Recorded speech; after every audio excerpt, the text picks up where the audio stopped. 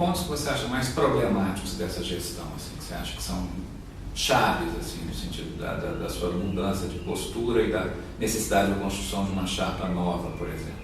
O que primeiro me desgastou foi, na condição de conselheiro fiscal, não receber uma prestação de contas adequada e transparente sobre o funcionamento financeiro da entidade. Eu percebia uma diferença muito grande entre o que se era anunciado sob o ponto de vista de marketing, capacidade de gestão, transparência, organização interna, eficiência e eficácia dos processos e a prestação de contas. O Conselho Fiscal só se reunia às vésperas da Assembleia Geral de Delegados e sempre sem os documentos necessários para um parecer sustentável. Isso foi o meu primeiro ponto de discordância em relação à condução da entidade.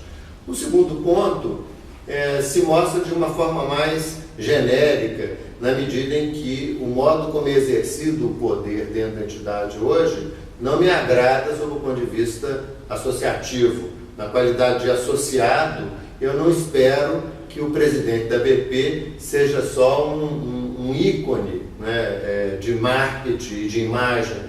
Eu espero que o presidente da BP seja aquele que é capaz de mobilizar os psiquiatras a discutirem internamente a sua formação, os modos como eles se associam entre si e como que eles falam dessa prática psiquiátrica para a população em geral.